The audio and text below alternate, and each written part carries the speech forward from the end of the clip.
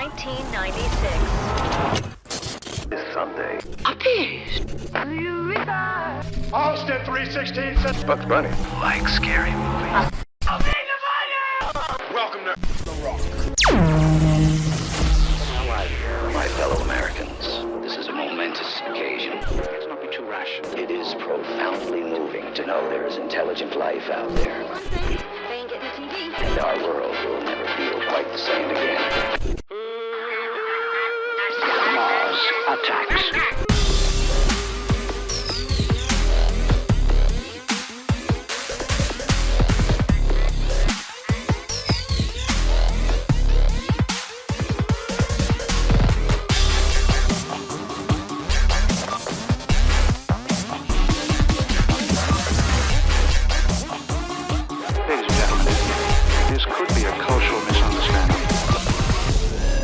Welcome to another episode of Quantum Recast. I'm your host, Cory, and joining me today is Nick and Ash. Yo! Hello. For the very end of our summer blockbuster run here on Quantum Recast. I'm correct. This is the end, right? We're in the transition period, I feel. It's part summer, part spooky season, you know? Oh, don't tease me. We're doing a soft transition from summer blockbuster to fall Halloween.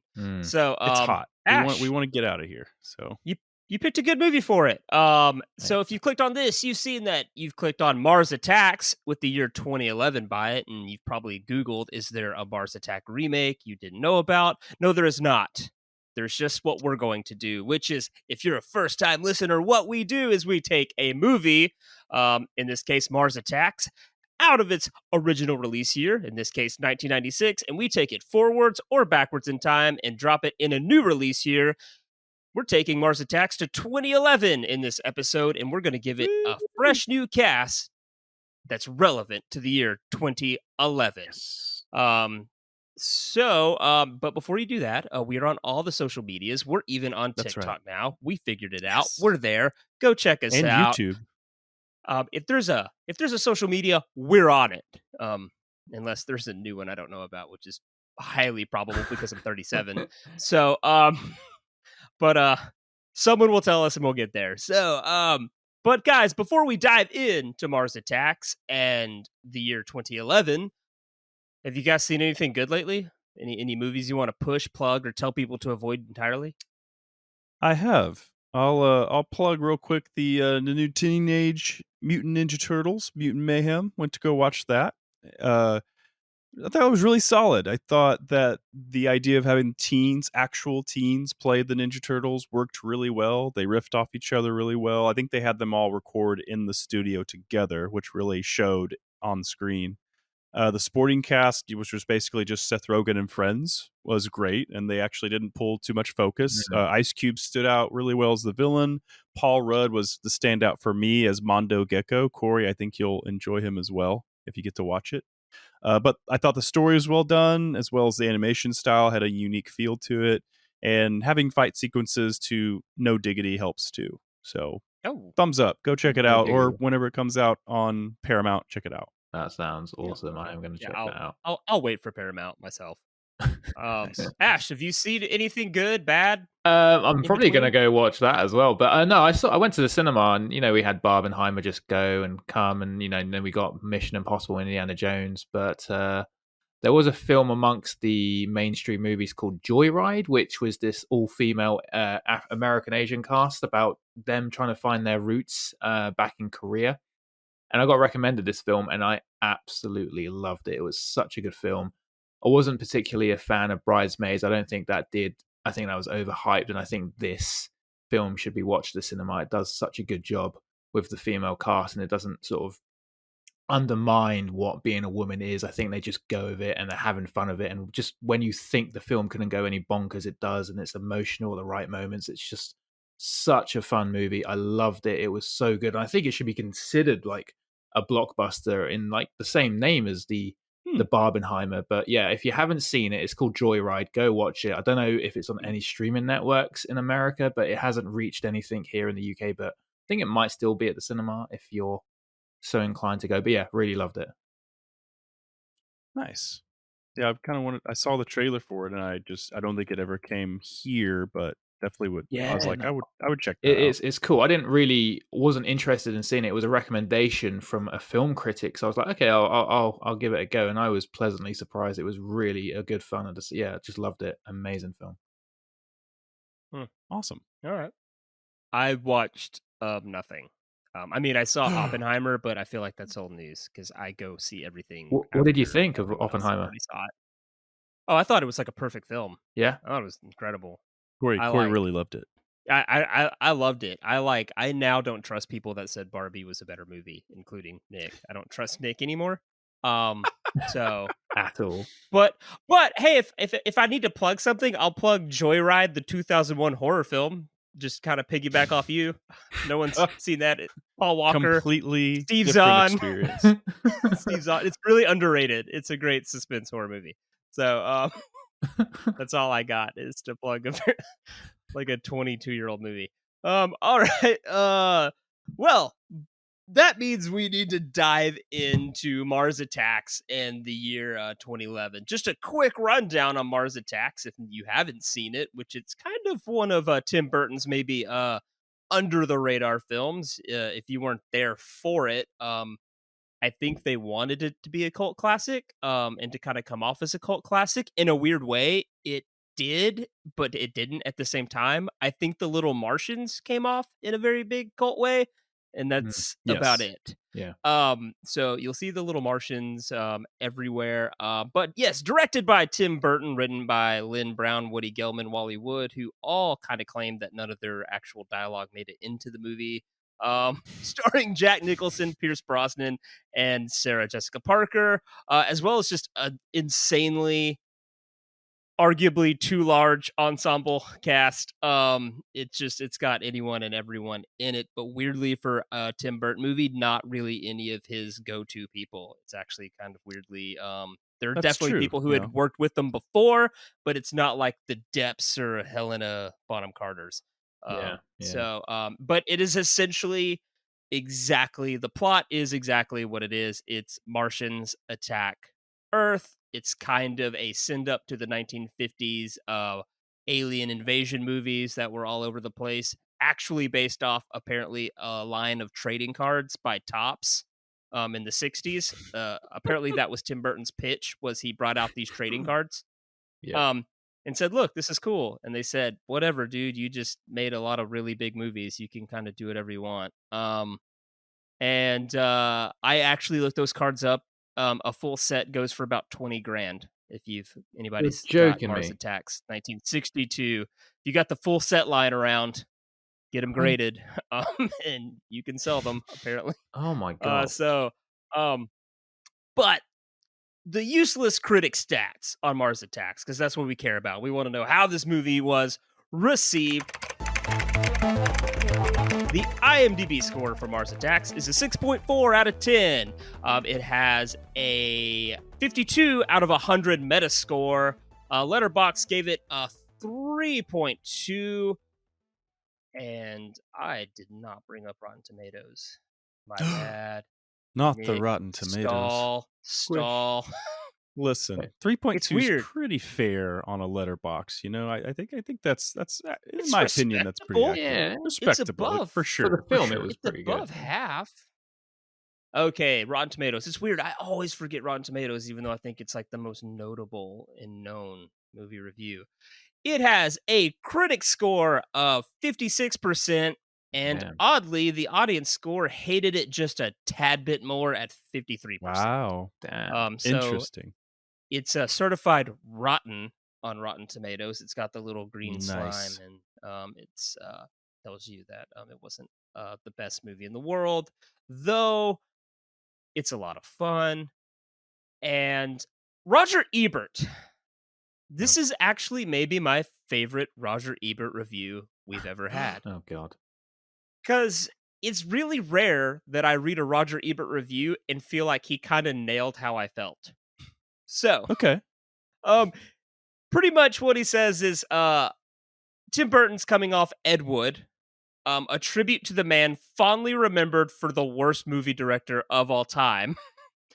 Now Tim Burton seems to have made a tribute to Wood's work with Mars Attacks because it has the look and feel of a schlocky 1950s science movie, but the problem is it's not as bad as a Wood. So pretty much Ebert says the problem with Mars Attacks is it doesn't quite do the so bad it's good thing that it tried to do, and it's not good. So it fell in this weird middle, and that's why it's kind of not, it didn't work, is what he says. And I thought that was actually kind of astute.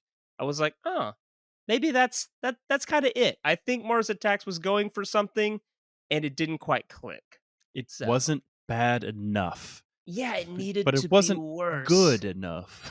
And he pretty much in limbo. He brings out a good point that he thinks that the movie doesn't work because it's like trying to be almost this homage parody, but it doesn't quite hit parody levels. It's never really like it's not quite a parody. It's trying to be a little bit satire, but it never quite fully commits to it, I feel like. I think it's like a horror disguised as a comedy, or maybe vice versa, because it definitely has all these undertones of like graphic violence and really cartoonish satirical humor, and it doesn't really fall under one tone because you don't know whether to laugh or be scared or just be like, what is this guy doing?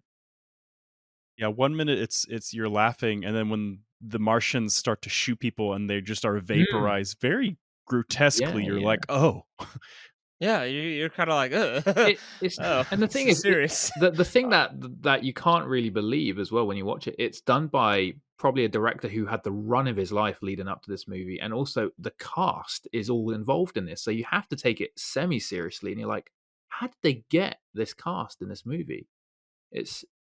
For this, how did they pitch it to them? It's like, by the way, this is the script, whatever the script was gonna, I don't know what the script looked like because the dialogue's not exactly Oscar worthy, and I just don't know how I think Tim Burton had a massive part to get those actors in there. Oh yeah. Well, again, I think it was kind of like right now where we just watched Oppenheimer, and apparently Christopher Nolan just has to give you a side glance to get you in his movie. People want to work with him so bad. Yeah. I think Burton might have had that in 96. Cool. Like, oh, he's on a good run.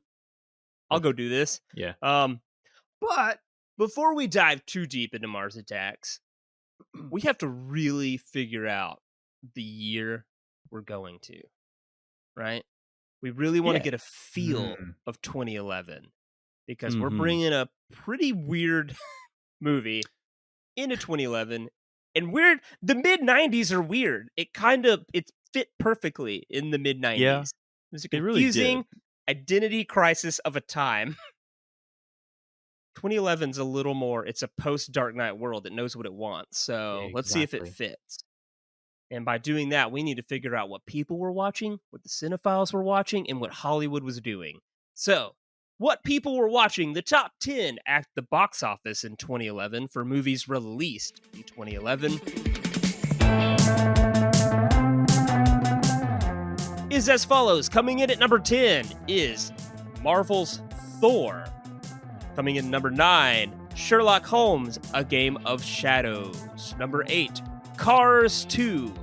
Number 7, Mission Impossible Ghost Protocol. Number 6, Fast 5. How sad if it had come in at number 5. That would have just been perfect. Just disappointing. Cherry on the cake. Number 5, Pirates of the Caribbean on Stranger Tides. Number 4, The Hangover Part 2.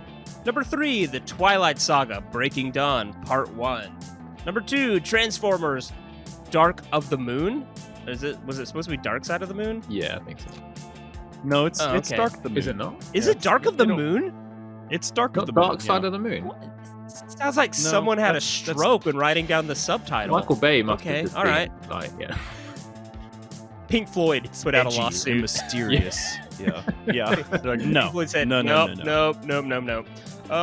And then coming in at number 1, it was The End. Harry Potter and the Deathly Hallows Part 2. I mean, so that of course, that was the big one. It's you know what? All right. That list is incredible because I'd always bash sequels, but those are probably the best sequels of those franchises in that list. Like Fast 5 is probably the best of the entire regurgitation of Fast and the Furious, I would say. Yeah. And then it's all downhill from there. Mm-hmm. and the Yeah. second Sherlock Holmes, the last Harry Potter, the first 4 maybe, arguably. I think that is a tight knit sequel page. It was the year of the sequels, and we're bringing Mars Attacks 1 into it. We're already on a bad step. We need to be bringing Mars Attacks 2 here. Oh God. But all right, so that's what the people were watching. A lot of sequels and a lot of franchises, and that's Shocker. fine. In a weird way, Mars Attacks is a lineage movie. It's playing homage to something, and so it's fine. It's got a lot of explosions. It might fit. Now, what the cinephiles were watching? We go to the Oscars for that. We put on our bow ties and our tuxedos, and we go and see what was happening at the Oscars. Best Actress in a Supporting Role that year went to Octavia Spencer for The Help. Best Actor in a Supporting Role that year went to Christopher Plummer for Beginners.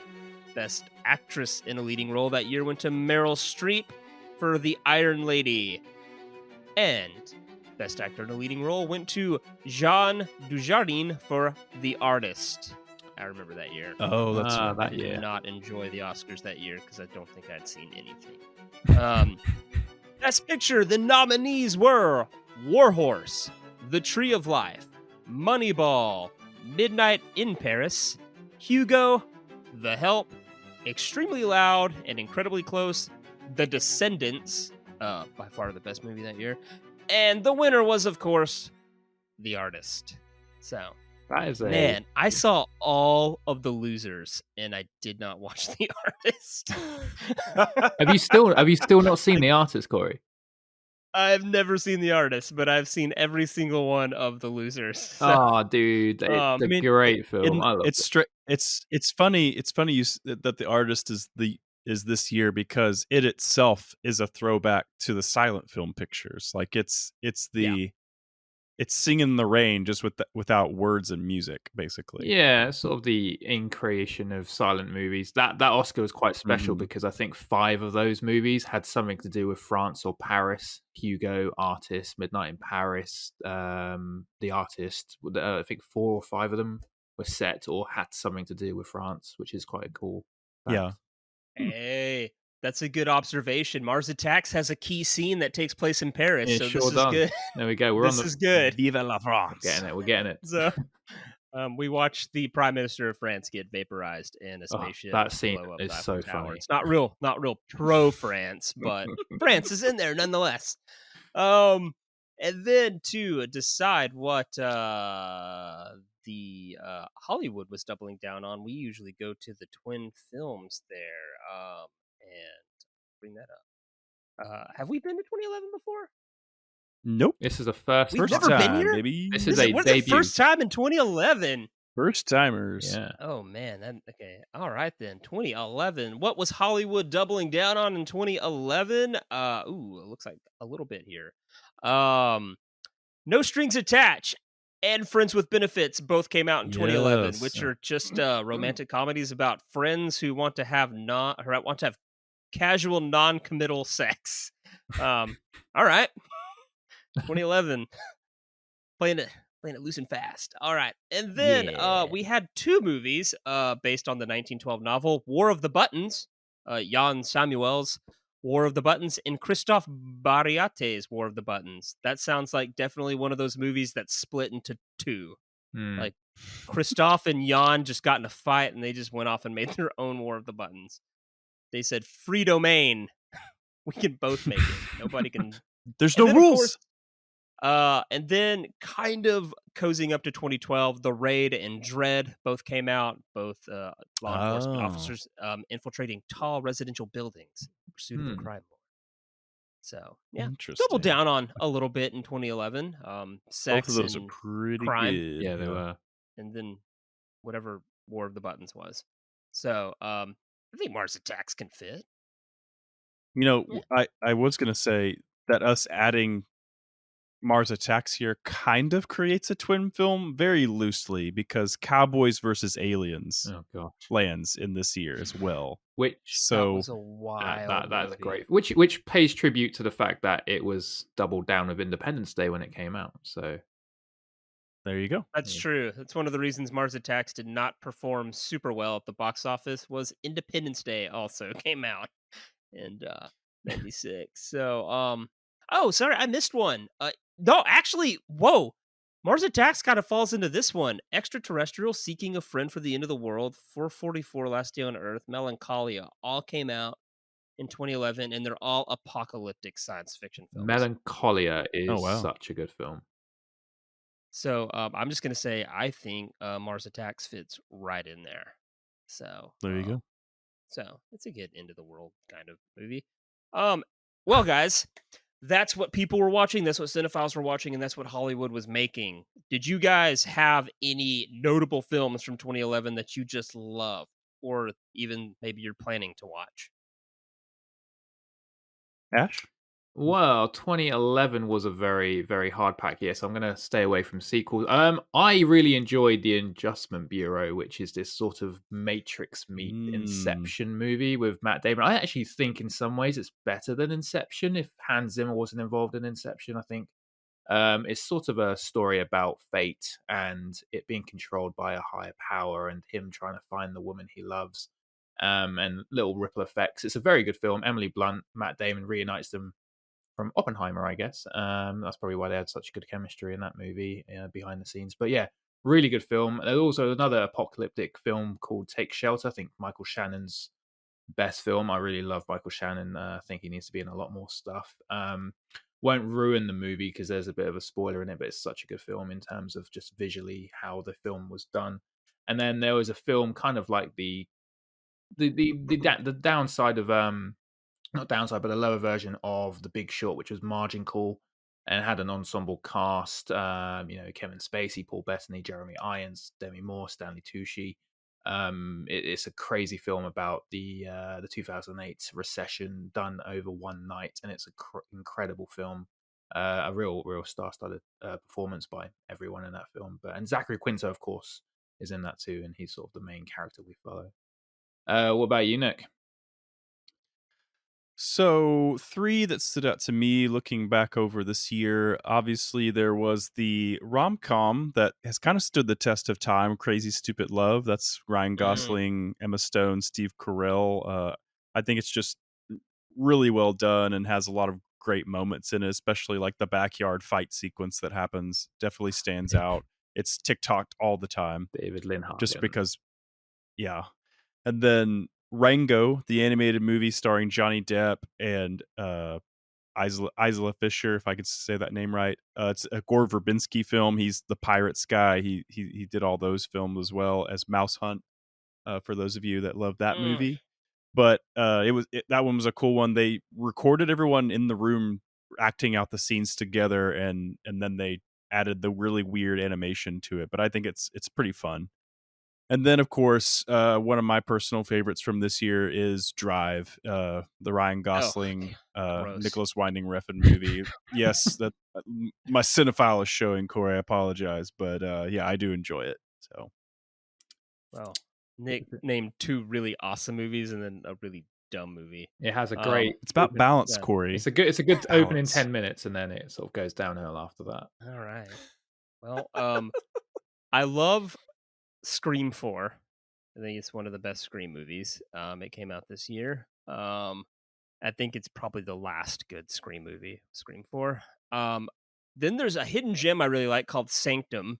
If you don't like tight spaces or the fear of drowning, I don't recommend it because it's just essentially underwater cave divers who get trapped in a flooding cave and them trying to get out before they drown. It's really intense. And then I would be remiss if I did not mention Liam Neeson's underrated classic, The Grey, where he it's like a plane crash survival movie, and they're getting stalked by like alpha wolves. Yeah. Yep. On paper, it sounds ridiculous, but it's really well pulled off. And then just it is. It's such a good ending. I love the ending. The ending, yeah. It's such a you just kind of leave the theater like I'm gonna fist fight a wolf. Yeah. So, yeah. Doing press ups outside. But, yeah. You just hit the theater and you start doing push-ups. Yeah. So no. But yeah, no, You're one of those people. You're one of those like percentage of people. You're added to the list of people that think they could fight like a lion or something. Like I think I could take I it. am that, but yeah, Yeah, I am definitely in that absolutely. category. Why not? And And then the last movie that needs to be mentioned, and it's just because I feel like it got a lot of traction after, was Warrior, the MMA movie. Oh Where it's like, yeah. Tom Hardy one. dude, that movie's Mhm. so Yep. good. And Yeah. it's like I didn't know anything about it until like 5 years after it came out. And then I Yeah. watched it. And Great film. again, I just kind of didn't really want to fight a wolf. I wanted to fight Tom Hardy.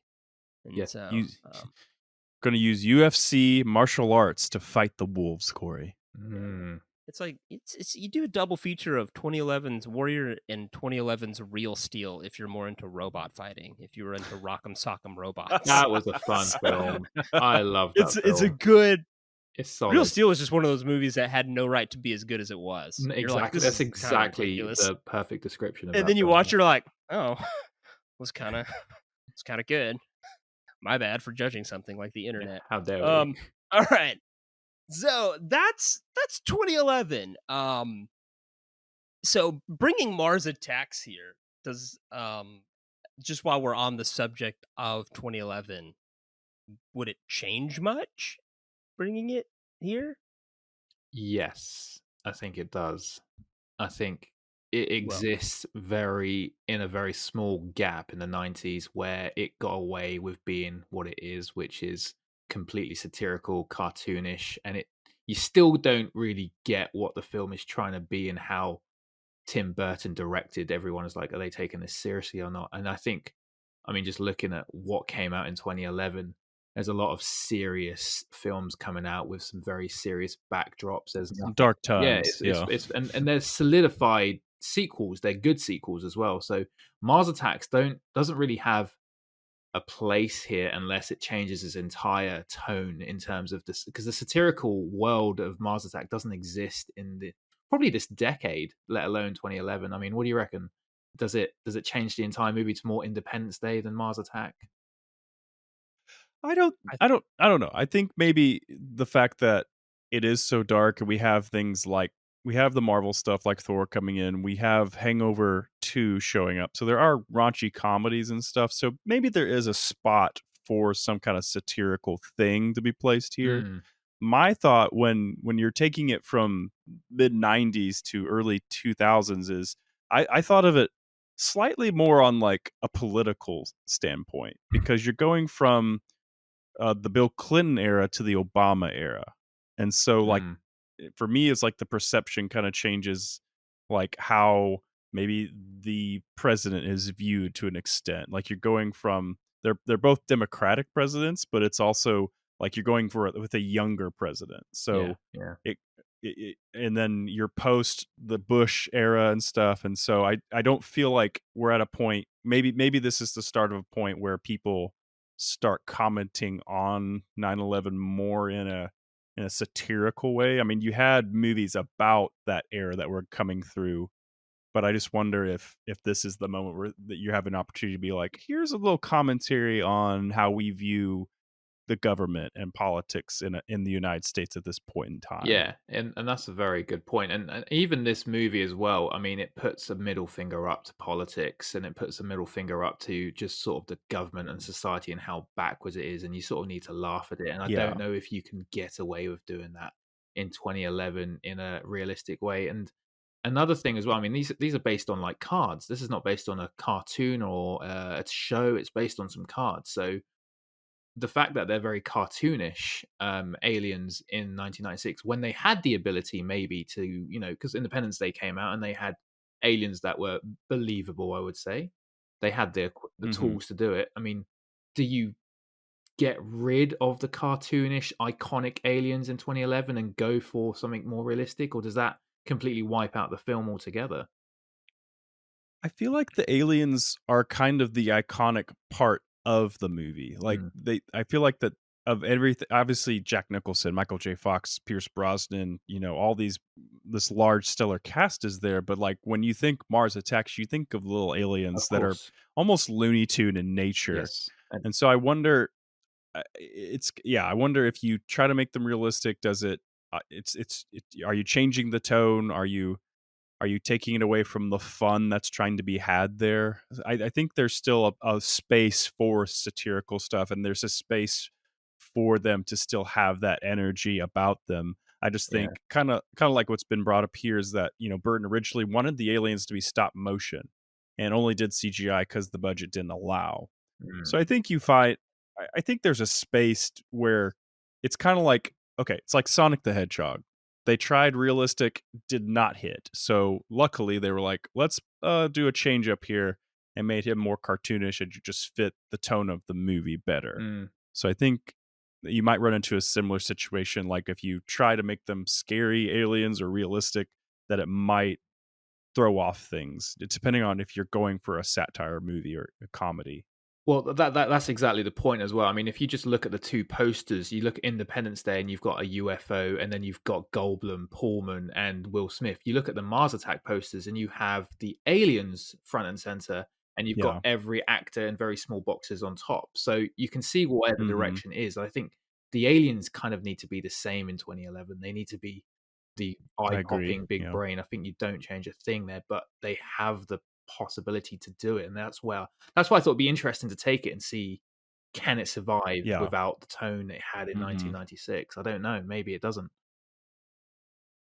Our AI initiative for Quantum Recast, Terran, that's what I call the AI that runs this, they brought up that the aliens Tim Burton originally wanted stop motion, but the studio said way too expensive, and they did the CGI, but he kind of purposefully wanted the CGI to look like kind of crappy. He kind of told them, don't make it polished. Yes. Because it needed to have that like old schlocky sheen.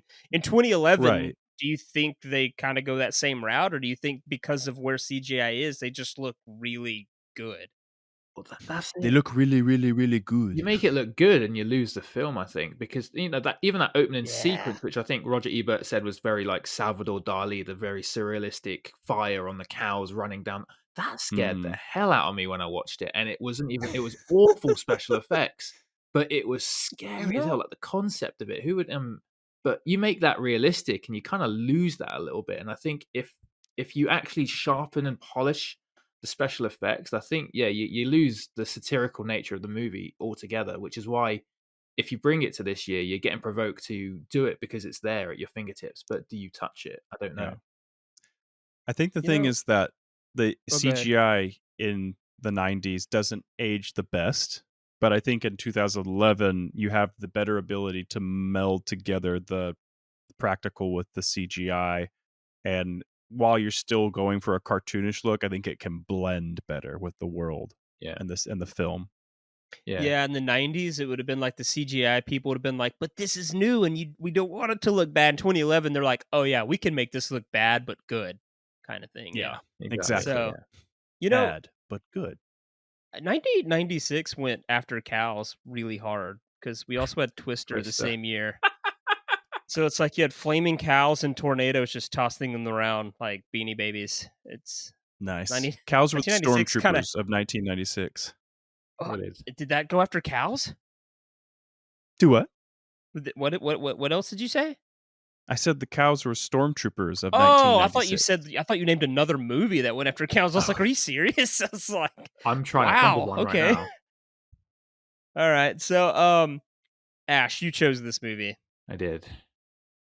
Tell me why you chose Mars Attacks, why you brought it onto the hallowed ground that is Quantum Recast.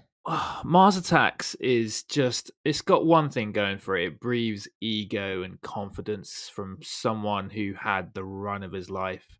And like I said, I think Tim Burton's basically putting like a middle finger up at the blockbusters. I mean, he came off doing what? Beetlejuice, Batman, Edward Scissorhands, Batman Returns, Nightmare Before Christmas. I mean, he produced it, but he didn't direct it. But Ed Wood, I mean, that's probably arguably still is the run of his life. I don't think he's ever topped any. Maybe Sleepy Hollow I can throw in there as well. But to come off all those films to do Mars Attacks, and this is where Tim Burton goes a bit punk rock here. He comes away from his sort of gothic tradition and goes, well, listen, let's drop Johnny Depp, let's drop Helena. I'm going a bit punk rock, not gothic, and I'm going to give it a go. And I still don't get how this film was made in 1996. I still don't get it, and it fascinates me. It really does. So I thought, well, let's have a look at it again, and can this movie be made any time later than 1996? I couldn't take it back in time. There's no way I could take it back in time because it would work. It would work in the 80s. It would work in the 70s. It's based on the 50s, so. But if you take it forward, even I think 1996 was also a very dodgy year to do it in, and people didn't really understand it because of the time it came out, like 2-3 months after Independence Day, and this was meant to be a Christmas Yeah. movie, and they were like, nope, it's coming out in the summer, and they're like, oh, okay, and then oh wait, there's this new movie called Independence Day, and it's very similar to this movie, which Tim Burton didn't know about. But I just think this film is incredibly diverse. It divides opinion. You don't know what it is, but everyone's obviously got the memo. All the actors went for it. I think Sarah Jessica Parker's the one that really shines in this movie. She clearly knew what Tim Burton wanted to do, and she was like, yeah, I'm just going to go She for knew it. the assignment. She got it, yeah. She You knew think- what Tim Burton wanted. Was like, okay, I got you. Let's do it. It's a horror disguised in comedy with social hierarchy, being humiliated at any chance. So with like these 8 or 9 main characters, some like Oscar-winning actors, some from franchises, some from TV shows. You've got everything in there. So it's such an interesting movie to have a look at, especially bringing it to 2011, a year which had the most sequels to date, which I think was 27 sequels that year. So I'm basically Wow. provoking you guys to see what you can do with it, because it's a very complicated dynamic bringing a film like this forward. Mm-hmm. Yeah, I do think Do it's a you- film that was ahead of its time, and I, like you said, the run right there from Beetlejuice to, really the slipping, this part where he slipped up, I would say, is Planet of the Apes in 2001. Because from Beetlejuice to Sleepy Hollow, you have a pretty wide variety of hits and interesting little cult classics. I think it's just in 2011. I think it's the meta-ness of it, or the callback of the 1950s becomes more aware, because we're entering into a world of digital, where DVDs and Blu-rays have become more prevalent. Yeah. So people are becoming more aware of these older throwback B movies and sci-fi films. Yeah, 100%. I mean, another reason why I chose Mars Attack, I still don't understand it. I still don't get it. I don't get why this film was made, because it was like a Jackson Pollock painting. It was like Tim Burton was the painter. He just threw paint on a canvas, and here's the result. And every single A-lister was on for the ride. And it baffles me that a film like this was made. And I love that. I absolutely love that, because films like that don't get made anymore. And if they do, they're like C or D movies. They're not an A movie coming out of this cast. It's crazy. Well, I think I honestly do think it's probably a case of, like, me and Nick kind of discussed this on the mini-sode about Lin-Manuel Miranda. He's adapting The Warriors. I think at some point these guys are told, here's a blank check. You can make whatever you want now. Like, you're white hot, you're red hot, red hot. And these guys go, cool, I'll just do a passion project. And I think for Tim Burton, this was like a passion project. He liked these movies. He liked this idea of, like, this schlocky. I mean, he just came off of Ed Wood, which is this guy who made schlocky science fiction movies. And I kind of want to, like, pay homage to that in a different way by making one. And it's the same thing with Lin-Manuel Miranda. I think he's doing a passion project with the Warriors musical. Yeah. Like, it may work, it may not, but it's kind of like this thing where you go, well, I can kind of do whatever I want, and I may not have that opportunity to do whatever I want ever again. So let's just go for broke here. I think that's probably why this movie exists in 96. So, Yeah. but it's definitely odd that it does. But do you guys think these directors ever call each other, like, when they kind of like overstep each other's boundaries? Like, do you think Burton called Roland Emmerich when he found out about Independence Day and was just like, "You ass! How Like, dare you? bro? I don't Not know. I'm making an bro, alien not cool. satire, and you made a real alien movie with money." I mean, Bro, it's the 90s. it's crazy. I don't know how, if there was a conversation. There must have been a conversation going on between, and Twister came out that year as well, so Jan Devont was involved. I don't know. Tim Burton probably had a massive go at Roland Emmerich, but if you think about it, I mean, Tim Burton's the more successful one after this movie. I would Yeah, say, for sure. which is still sure. shocking to think about, considering that he had the best films before Mars Attacks, and Roland Emmerich maybe peaked with this movie and then went downhill after Day After Tomorrow. I don't know. Oh, come on. Yeah. White House Down? Oh my word. Roland never was able to match what he did previous because it was always like, No. he's the guy that made Independence Day, so we has to Dude, make it a really big is. budget disaster White movie. House Down of all the Exactly. films you named. White House Down was literally like from the maker of Independence Day. It's like, well, this movie doesn't have anything to do with science fiction or aliens. I don't know why that's a selling point. It's And- it's 2/3 of a decent movie, and then the third act just I mean, loses itself. and that double down of Olympus Has Fallen with Gerard Butler, and that was more entertaining for me. That was far Yeah. more entertaining. It was way better. yeah. So, all right. So from what I'm getting from you, Ash, is that like you don't necessarily think Mars Attacks is a good movie. You think it's a watchable movie, and you enjoy the intent to the Exactly. movie. Like I they enjoy what was attempted being- with the movie. Yes, exactly. Okay. All right. Well, before we dive into casting this thing, we got to ask, who directs a 2011 version of Mars Attacks? Oh man, it's everything who directs this movie. Well, listen, 2011, you've got people jumping into franchises. People are not getting established. I mean, you got the big hitters. Probably, Nolan's in the middle of the Batman franchise. Tarantino sort of off the map after Inglourious. He's probably still doing Django. You don't really have an equivalent to Tim Burton in the industry. I mean, there's only one person kind of like him, and Brian De Palma was sort of that kind of guy, a Michael Mann type in the 90s. But for the 2010s, if I had to get someone to direct this version of Mars Attack coming out in 2011, can't believe I'm going to say this, but I would get someone like M. Night Shyamalan, because M. Night Shyamalan goes very hard on sci-fi movies, and The Happening is a film that also is very, in tone, very similar to Mars Attacks, because you don't quite get what he's doing with The Happening, and the same with Mars Attack. You get the story, and sometimes it doesn't make sense, but he's going all out for it. And I'm a big fan of the first three movies of M. Night Shyamalan, but then it takes a bit of a dive afterwards. So I think there's some redemption after this, because I think he sold out to the studio with After Earth, and I didn't like that. Maybe. Oh, he sold out before After Earth. He sold out for Avatar: Last Airbender. Oh god, yeah, that for was Disney. that was awful, unbelievable film, shocking.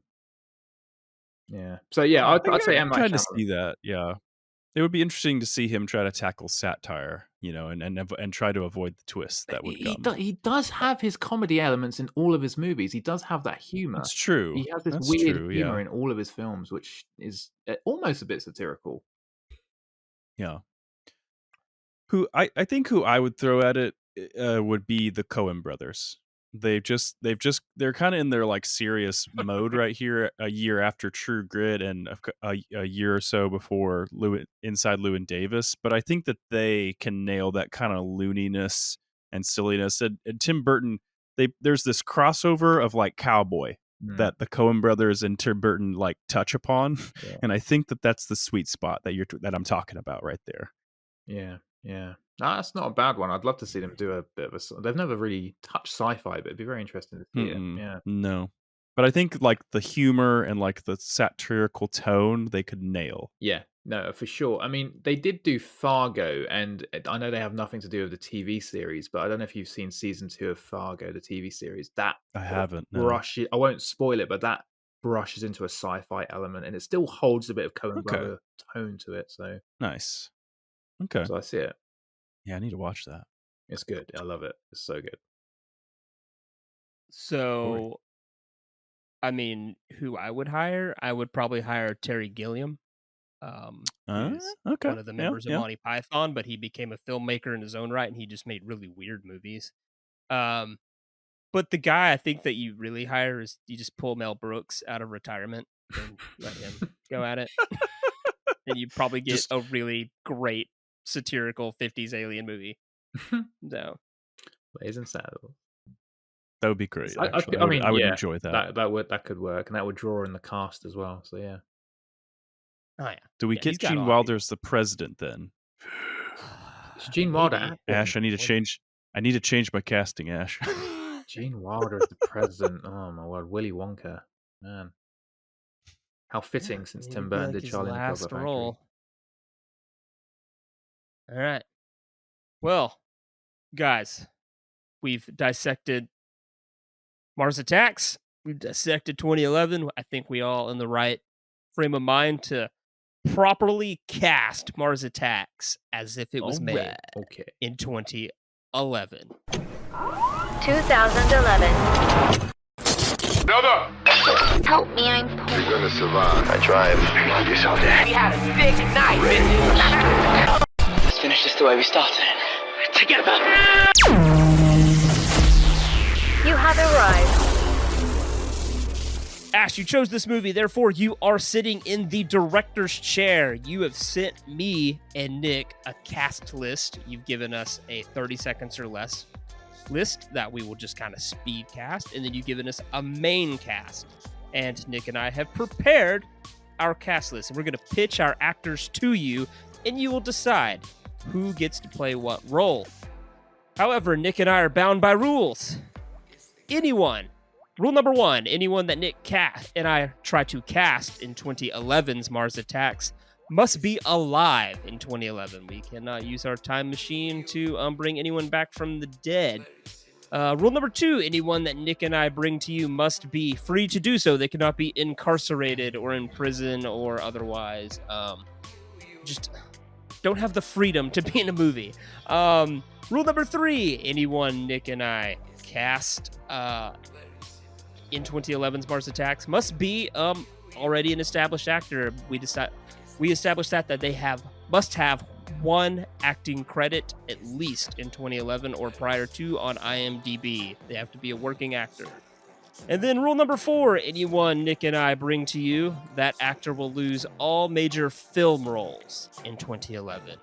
Essentially, we're asking them to commit to Mars Attacks and a Mars Attacks only, just so we can raise the stakes a little bit. Yes.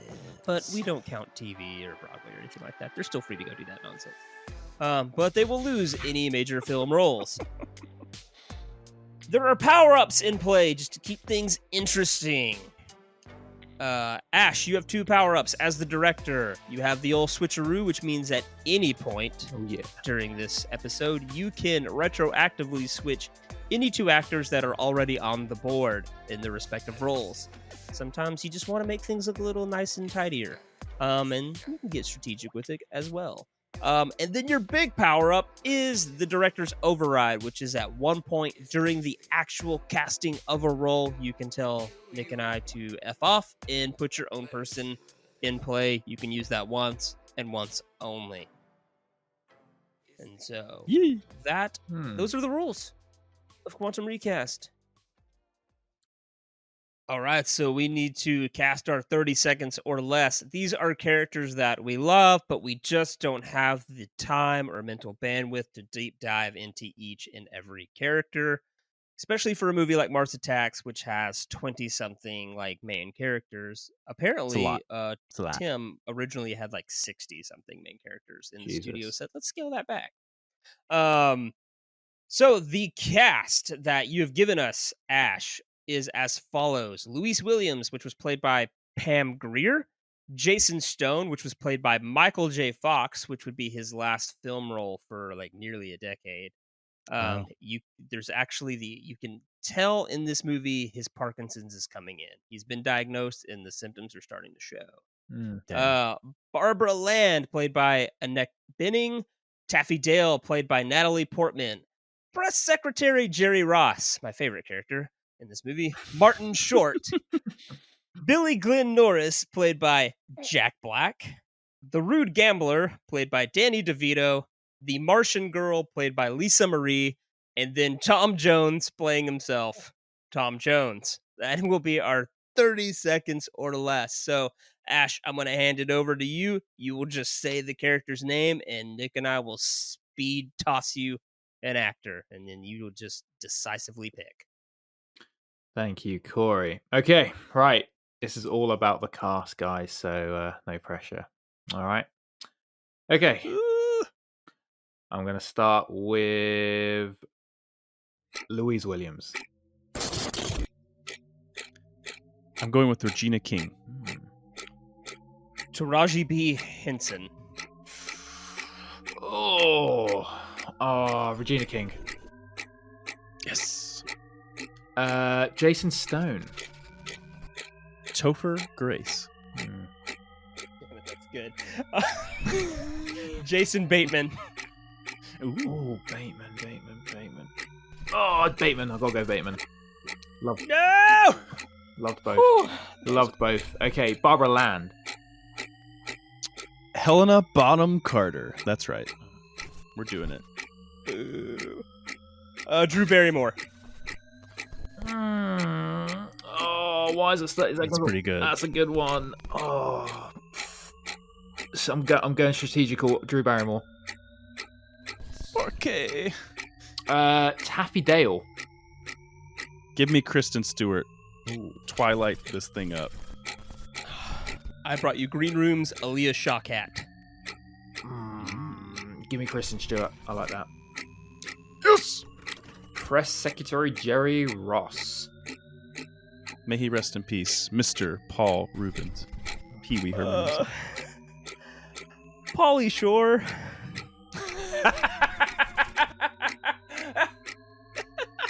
I'm going Pauly Shore. I'm sorry. Yeah. Billy Glenn Norris. Will Poulter. Young Will Poulter. Channing Tatum. Channing Tatum getting vaporized is such... Nah, but Will Poulter's good. I like that. Yeah, Will Poulter. I don't know. Rude Gambler. George Lopez. I like that. Danny McBride. Oh, gosh. Yeah, Danny McBride. I think that's clear cut there for me.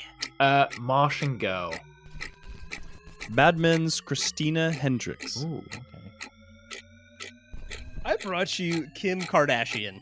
Kim Kardashian next. No! That would. No! That is No! genius, Corey. No! Absolute. Why? Genius. And I don't know how we're gonna do this. Tom Jones.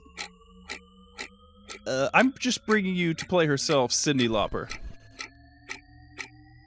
I'm bringing you to pair excellently with my cast of Danny McBride, who had a Vegas residency, Garth Brooks. Country star Garth Brooks. Oh, god damn it. Yeah, Garth Brooks. Yeah. Yes! It works. Yes! It works. Okay. It does. I like where we're going with this, guys, so it's promising. It's promising. Ash, I laid it out on I'm really the most upset about Christina Hendricks. I was like, she's playing a 50s like actress. It's her peak of her time, like Kim Kardashian, in terms of popularity. Man. You can't know that was a spot of genius. Cancel all of it. Just listen. Ray J's doomed the world. I feel bad about Topher Grace. I do feel bad about that one, but you should. You should feel bad. I love feel very bad. Nick thought he was bringing it full circle with the Paul Rubens pick, going back to Burton's first. I was. His intention there, yeah. I brought it full circle with Kim Kardashian going back to one of Ray J's big breakout roles. Yeah. Ugh. We were using the time machine wrong. We should have destroyed the Ray J tape. And the Kardashians would have never been a thing. Oh, it's breathing. Right. It's breathing. You know who's to blame? Paris Hilton's to blame also. Her little friend group. Yeah, probably. Yeah. Probably. All right. So I mean, I'm being biased because I feel like I kicked ass on the bottom, but I like the way this movie's turning out. So I'll watch this movie for no other scene than to watch Danny McBride ask for Garth Brooks' autograph and just be really pumped about it. So. All right. That brings us to the main cast. And just again, I know some people may think we're leaving out some roles, but come on, there's a lot of we had to it's a lot. Trim this just, movie. Listen. We trim this movie down a little bit. So we are going to be starting at number 6 with First Lady Marsha Dale, played by Glenn Close, who most people would know from movies such as Fatal Attraction and 101 Dalmatians. She played the original, well, I guess not original, but the middle one, Cruella de Vil. I'm not going to have that thing in my house. Sweetie, we may have to. The people expect me to meet with them. Well, they're not going to eat off the Van Buren China. Nominated for 8 Oscars and never won. She is a poor man's Meryl Streep. So, always the bridesmaid, never the bride. The only person I know that was considered for, I think, Diane Lane? not Wiest. Diane Keaton? Diane Keaton and Stockard Channing were both considered for the role. Okay. Okay. All right. So, and then Stockard Channing would famously go on to play a first lady in West Wing. So she didn't need this. Wasn't her time. And then Glenn Close. Ash, tell us what you're looking for in this role. Well, Glenn Close doesn't get her full show in this. She's an aesthetic to a bigger masterpiece. So I'm looking for someone who is a name. This is actually one of 2 roles where I need a big name, but it doesn't necessarily need to be someone as established as Glenn Close. She just needs to carry the president, who we don't know who is yet. So I think it's quite interestingly ordered. I need someone eccentric. I need someone who could possibly, have a little gruff with the aliens. Those little one-liners about the China, if not having a Martian eat from the China. Just the delivery of that is beautiful, and it's minor in terms of what she's capable of, especially in Cruella or Fatal Attraction. But she plays a very significant role for this, so I'm interested to see where. And age might not be a factor for this as well, but it depends on the history of the actor that you cast. So yeah, very interesting, this one. Who's first? Yeah, who do you want to go first here? Well, I think, Cory, that is going to be you, my friend. So, Cory, who do you have for First Lady Marsha Dale? Okay, I'm a little nervous. I don't know if this is a big name. I mean, I'm a fan. But I don't know if she's been nominated for 8 Oscars. But again, so what I like about Mars Attacks, I think the most, is I really like movies that manage to create like a timeless like aesthetic. Apparently, it's like simultaneously in the 50s and the 90s at the same time. It doesn't really have rules about Checks out. Yeah. the time period. It's like the kids are playing a console video game on like a 50s bubble TV, and it's like, all right, so we're just not establishing an actual time here. I like it, and that's kind of I think that happens with the president's wife, first lady. She looks very antiquated. There's a very Nancy Reagan thing to her to try to, I think, draw to that 50s thing. And so I'm bringing you Marsha Gay Harden, who I think I think she can bring some meat to this, and I think she can deliver those snooty lines. And I think she'll really sell her final words of the Nancy Reagan chandelier right before it crushes her to death.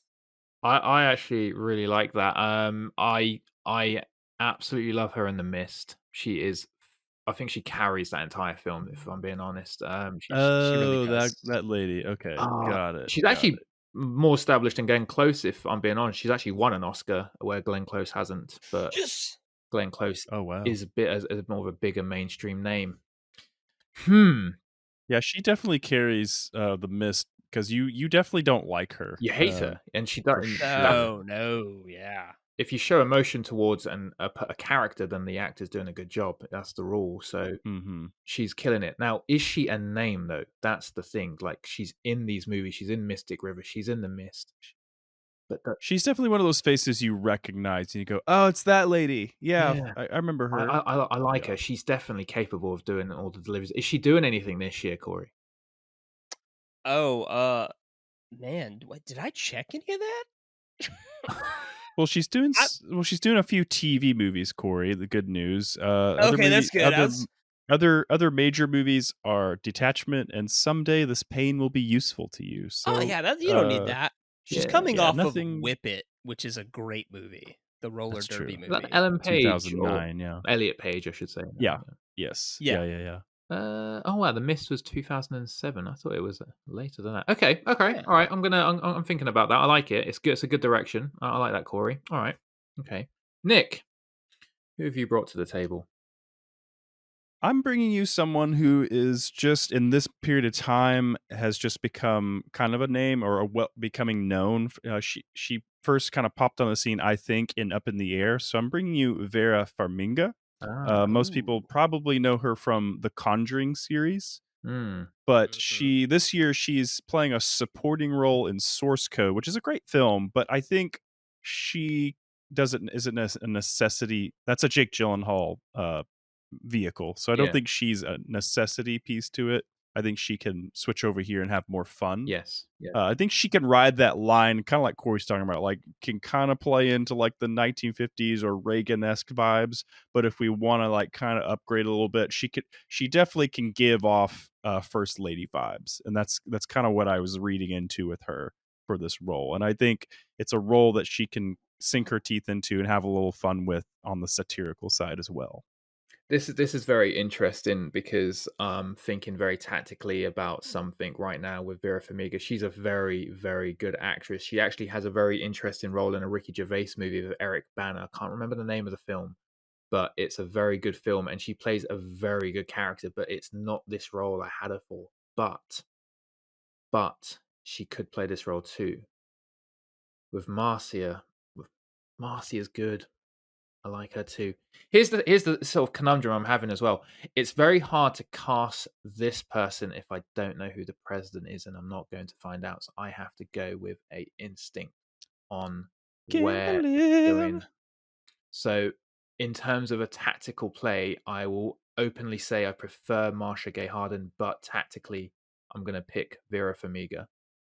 So I will take Vera Farmiga. I do like Source Code, but I'm not going to say she's good for this role, but I'm going to hold her in this role for the time being. That was cruel.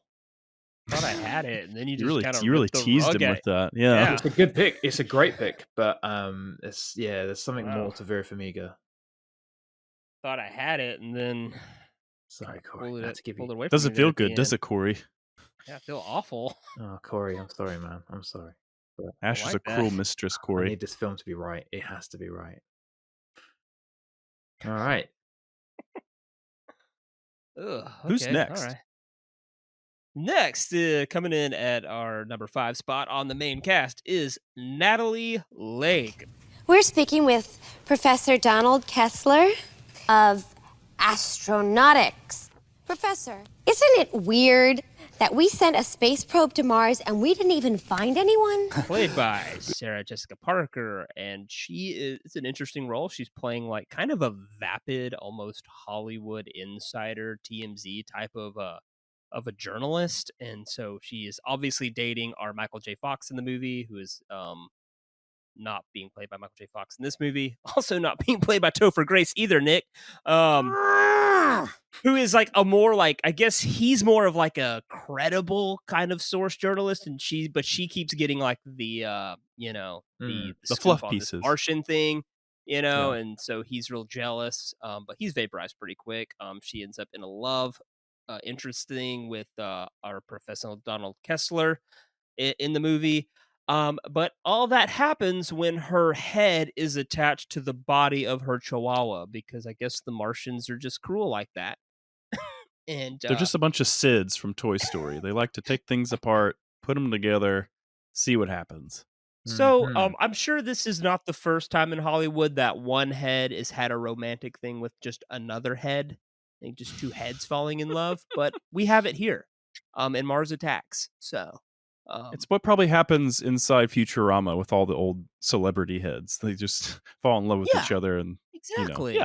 And but played by Sarah Jessica Parker, she does really well. I'm not sure if Sex and the City has started yet or if she's in the middle of it. I really don't know the years for that, but that's what she's known for primarily is Sex and the City. She is Carrie, obviously the lead, and then obviously Hocus Pocus. She is the what did we call her? The more promiscuous of the witches of the Sanderson sisters. Yeah. And Wow, someone just gave me an actor fact that said she lived with Robert Downey Jr. for 7 years. I don't know what lived with means. They were Were they together. just Lived bros? with. It's what you tell your parents when you're not ready to tell them like you're sharing the same bed together. Yeah. We're living in sin, mom and dad. Okay, all right. She's currently married to Matthew Broderick, so I mean, there's a, Cute. I guess, All right, cool. All right, so Ash, tell us what you're looking for here with Nathalie Lake. Yeah, I think that this is like I mentioned earlier. I think Sarah Jessica Parker was the standout performance in this role. I think out of all the actors here, like I said before, I think she got the vision. Tim Burton was. She got the memo more than anyone else. So this is a very important role for me, more so than maybe a few of the others above. I think Sarah Jessica Parker absolutely kills this role. She knows exactly what she's doing. I think Tim Burton gave her exactly what he needed and she killed it. So I need someone with the potential to just have fun with this role, knowing they're playing on their stereotypes. So, and I don't necessarily need a name here. I just need someone who can deliver this kookiness. And because they're playing a half dog, half human for half of the movie as well, I need them to play on that as well, which is very interesting. So, yeah. So, Nick, I'm gonna come to you for Nathalie Lake. Who do you have? Make it take it. Who do you have? Yeah. Okay, Ash. I got a name for you, but she has some range to her as well. Now, the only trick is that she has some notable movies, but she's not really. I would consider one a cameo at the beginning, and the other like she's not playing a really prominent role. I'm giving you a Rachel McAdams, Ash. She's only in the beginning of Game of Shadows, Sherlock Holmes, and then she's just playing a very thankless role in Midnight in Paris with Owen Wilson's lead character. But I think we've seen her range from Sherlock Holmes to things like, Wedding Crashers and The Notebook and Mean Girls in particular. I think she has all the ability to have a lot of fun and just really sell this character 100%. That's who I got for you. I like the lovely Rachel McAdams. I like Rachel McAdams. She's a very unfortunate person who seems to date time travelers in movies. About Time, Midnight in Paris. It happens, Time Traveler's Wife, Doctor Strange. So she's unfortunate with that kind of love history, but I'm a very big fan of hers. Mean Girl, I think, is what she propelled her, and she sort of played against her stereotype a lot in her films. So I like her a lot. Okay, Rachel McAdams. All right. Cory. Rachel McAdams is on the table. Who have you brought to counter this? All right.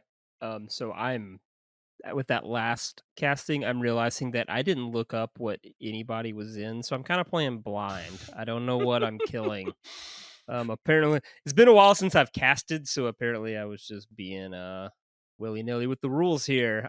So I'm bringing you a name with maybe some limited range, but enough to sell this. I'm bringing you Jennifer Aniston. Oh, wow. Right? Yeah. Jennifer Aniston. Hmm. Okay. This year, she was in an Adam Sandler movie. Just go with it. Who cares? Don't need it. Stop trying to be the new Drew Barrymore. Adam Sandler's movie crush is Drew Barrymore. Stop trying to be that. She's the one that got away, Cory. And she's in Horrible Bosses, that I would say is mostly a cameo, but probably, in all honesty, my favorite Jennifer Aniston. A highly notable cameo. Very memorable cameo. My favorite performance by Jennifer Aniston of all time is Horrible Bosses as the dentist. I wonder why. Trying to sleep with the dude from It's Always Sunny. Charlie Day, yeah. Okay. That is just a hilarious aesthetic for me. So I like Jennifer Aniston because you're playing her against what she is primarily known for. So I really do like that. And Horrible Bosses is a very big example of what she could do. And she's going against that Rachel Green, trying to break out of that mold and not be typecast as that, that rom-com. So to have her in a sci-fi movie, I think Leprechauns was probably the last time she was in a film that was a bit outside of what she's being used to at the moment. I don't know, but I like the idea of Jennifer Aniston in a genre that isn't a rom-com or a comedy. But Rachel McAdams is also a very on the nose choice as well. Mm-hmm. Mm-hmm. Do you know what I'm thinking about? I'm thinking about the hair when they become the dog. Like, she has short Who hair, pulls off so it the doesn't cover bob? the dog, and it's a very small Who- dog body. So does Jennifer Aniston have short hair in this? Does Rachel McAdams have short hair? I'm trying to think. I think Just they saying, do. I think you gotta. Just yeah, saying, it Jennifer helps. Aniston had the most popular hairstyle of the late 90s. Yeah, it was long, Corey. It was mid-length. Mid. The Rachel was a mid-length haircut, and you know it. Listen, it goes over the shoulders. It's long. All right. Don't give me that mid-length crap. Okay. I'm struggling here. I want to pick. Okay, I'm going to talk to you about what I plan to do, and I just want to gauge your reaction. Okay, this is the role I wanted Vera Farmiga for. This is the role I thought Vera Farmiga would be excellent in, because she plays Norman Bates' mother to perfection in the series, and she's so good at it, and she's very good at being funny and stupid and silly. This is where I thought Vera Farmiga would have a real good time having fun with this role. And you're giving her a bigger role too, where I think the President's Wife is a bit of a lesser role, even though Glenn Close plays her.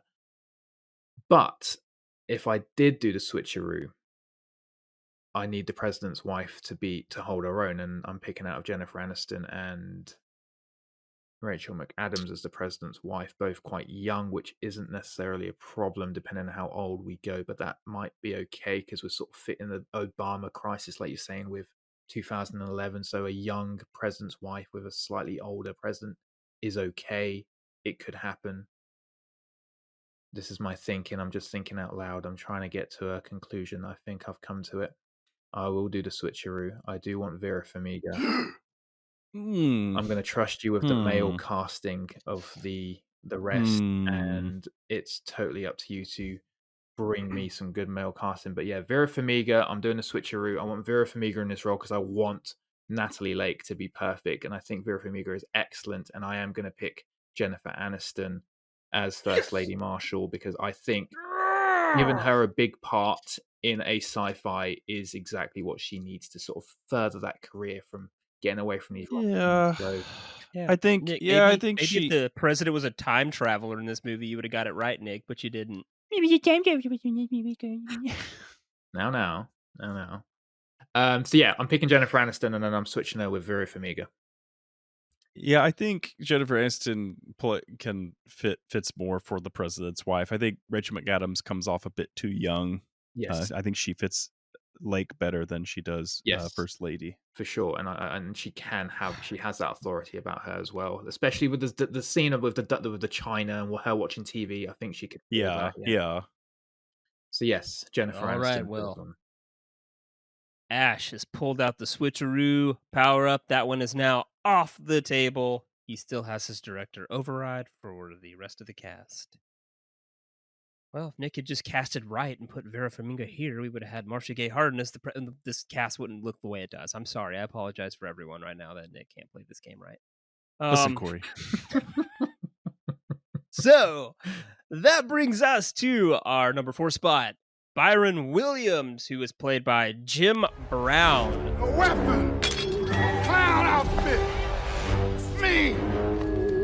Byron Williams! Heavyweight champion of the world! Very notably of Any Given Sunday and The Running Man. And just a number of blaxploitation films. He was originally an NFL player turned actor, correct? Yes, NFL Jim player. Brown? Played for the Browns. He was in the NFL. Yeah, he was like a notable NFL. Yeah, he was like good. Big time, NFL. yeah. And he wasn't like The Rock, who couldn't cut it and then had to go into wrestling and acting. So Jim Brown was good at both. So Byron Williams, he's like a down on his luck boxer. You kind of have to take some guesses. We don't get a lot of descriptors for these characters, but he's a boxer. He's like kind of past his prime. Now he's kind of being exploited by Vegas, getting like these smaller fights and things like that. But he's got a family back in Washington, D.C., and 2 kids who make the rookie mistake of skipping school to go play an arcade game when they had that game at home. I don't understand why they left the house. Your mom's a bus driver. Eh. If you'd just gone home to play the video game, she wouldn't have caught you. Idiots. So, You fools. It costs money to play those games. You've already paid for one. and on your mom's bus route, you moron. So Byron Williams doesn't raise the smartest kids, but they are really good at killing aliens with their own weaponry. So he did true. do some It's right true. by a father. He's probably our most fleshed out character, weirdly. Like, I feel like he's the guy that's got the most, like, we see that he's got something to lose and something he's trying to get to in terms of like an actual story here. So I think he's our most fleshed out character by far. Ash, what are you looking for in Byron Williams? Yeah. Former heavyweight champion of the world. I think you've just explained it very well. I think because he is the most fleshed out character, I consider this character the main character of this movie. I think this is the character that we follow and have. And you got to remember, all the characters that we predominantly follow are assholes. We don't want them to lie. We don't want them to live. Like that. We hate them all, besides maybe two. And this is the one of the 2 or 3 characters that we do like that is authoritative and is fighting back, and you feel sorry for. There's a bit of empathy there. So for me, this should be a big name. This should be a name where I think you can have fun with. So I'm not looking for, you know, any other random name. You can have fun with this role. I think this is the main character in my opinion. And in 2011, I think this can be definitely exploited, especially the scene where he has the fight with the Martians. So yeah, I'm looking for something a bit more outside the box with this role. So yeah. So who had the last round? That technically was Jennifer Aniston. Cory did. So that was Cory. I did, Cory, but you I took the got last- demoted. You you did. did. But So yeah, do I still get to go first? I think Yeah, you do. Yes, you do, Cory. Okay. So take it away. Sounds like Nick doesn't want to go first. Nope. So, all right. So, who am I casting at Byron Williams, formerly played by Jim Brown, who, by the way, died just this year. He passed away this year. We just lost Jim Brown back in May. Dang. So we want to do him some real justice here. Clearly, Dwayne Johnson came to mind.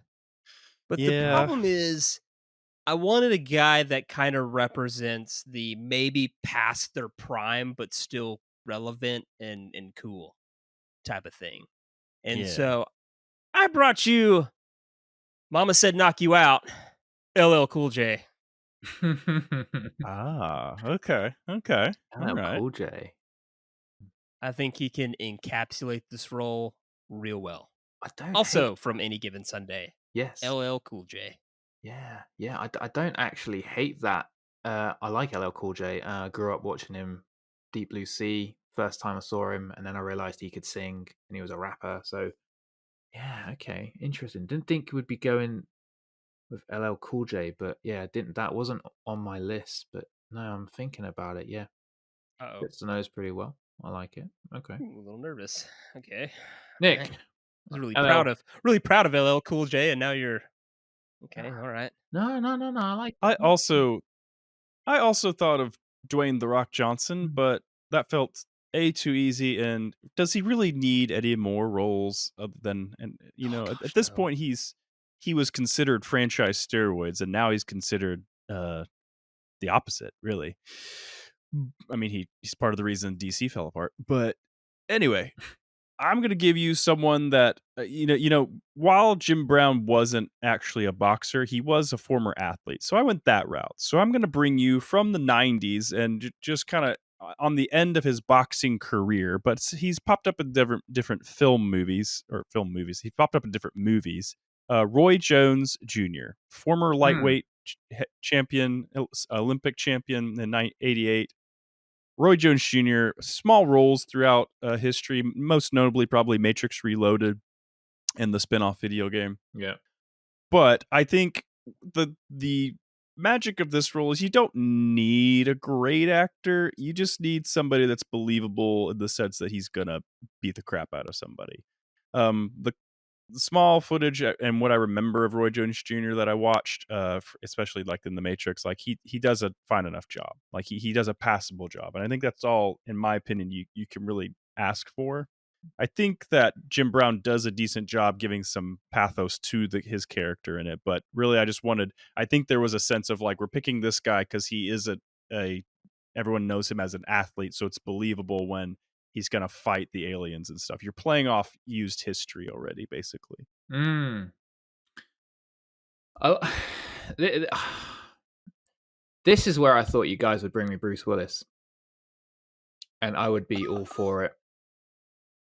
That'd have been interesting. Okay. That's the name or caliber of name I wanted for this, because this is the character we follow in 2011. I don't know. I like the names, but they're very on the nose. But they're on the Cory nose. and I were on very different pages. Nah, they're on the nose for 1996. Are they on the nose for 2011? Because the president really does nothing. The president isn't doing anything worth. There's no action for the president. So the main character, in my opinion, is the person fighting in 2011, and that's this guy. And this is where I think you could have brought in A-listers straight up. Bruce Willis, Vin Diesel. Well, probably not Vin Diesel, but those calibers, the names. But I'm not going to use an override because I have no idea who you're casting for the next 3. So I am going to pick LL Cool J, because LL Cool J is the bigger name, and I like him, and he brings a ladies do love LL Cool J. He brings a big name to him, and he's definitely got that humor as well that he can incorporate in a very dry tone that was in 1996. That I don't think it was. You can have fun with this character. I think Byron is you can explore him a bit more. I think, and he can have fun with his kids as well. He can make jokes, and LL Cool J's got that in his arsenal. But yeah, I can take LL Cool J. I'm not going to use an override and do, because I have no idea what's coming next. So I'm playing it safe. So yeah, Cory, LL Cool J, I like it. That's right, you do. He wasn't actually a boxer, but he was related to a famous boxer. So he wrote a song about boxing. He made a music video. That's that. His mom told him to knock somebody out. What she didn't know was that she was referring to aliens in an alternate universe where we casted him in this movie. It's full circle. Full circle moment. Yeah. All right. LL Cool J is on the board. Ash still has his override intact. He has managed to carry it to our top 3. We were not able to draw it out of him early. So coming into number 3 spot is Professor Donald Kessler, played by Pierce Brosnan, the 6th James Bond of the James Bond franchise. We know they're extremely advanced technologically, which suggests, very rightfully so, that they're peaceful. An advanced civilization is, by definition, not barbaric. Mr. President, this is a great day. I and all my colleagues are extremely excited. Tim Burton was actually kind of doing him a solid here because he actually considered Pierce Brosnan for the 89 Batman. I think maybe the accent messed it up. I don't know. But it was said that he started questioning the suit and thought the suit was stupid and immobile. And I think Tim Burton said, okay, well then you don't get Batman. Get out of my office. But Tim Burton, found a way to, work with him. So, okay. Professor Donald Kessler is the, I guess for a modern day example, he's the Fauci. He is the White House nerd that knows everything, right? He's the smart guy that the White House uses. Somehow he learns a lot about the aliens just from seeing them vaporize a lot of people on television. He just all of a sudden it goes from the initial vaporizing of people to he now has info. Like they breathe nitrogen and things, so he's super smart. But that's mainly it. He ends up as just a head at the end, and goes down with one of the alien spaceships. And Ash, what are you looking for a Oh, and Hugh Grant was originally offered this role, and he said no, thank you. So interesting. Went to Pierce. Yeah, I love this role. I think, again, this is a role where you're playing a smart, dumb guy. Like every single piece of advice he says is wrong. Yeah, he sounds very intellectual when he says it, and you trust him. And I think that's part of the movie's charm. It's hilarious.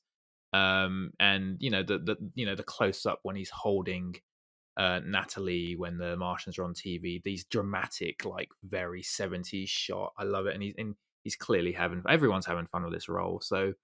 Yeah, and I'm okay with it being on the nose because I think it's what it needs to survive as well. And if it does go a bit to the left or the right, that's okay too, as long as there's a good explanation. But the really good thing about this role is now I know who is playing Nathalie Lake, which is Vera Farmiga, so that's going to play a big part in this casting. So I am going to Cory. It seems to be a trend. I'm coming back to you again, buddy. You had LL Cool J, so it's all yours. Who have you got?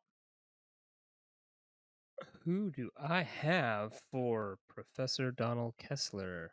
Well, I like that you describe him as a smart idiot, because that is it. He's the intellectual who calls everything wrong and just kind of puffs on a pipe. But I really leaned into, I wanted a really sexy Briton. So yeah, he's not Superman yet, but I brought you Henry Cavill. So I feel like Henry Cavill could steal Jerry Stone, or not Jerry, Jason Stone's girlfriend. Oh yeah, Like pretty easy. very easily. So Yeah. he'll just have a really tight science white coat on that his muscles are threatening to rip out of the whole time. So Okay, Henry Cavill. So what year does he play Man of Steel? What year is that? That's what, like 2009, 2010? 2013. So 2 years later, he's playing Man of Steel. So that Okay, I'm way off.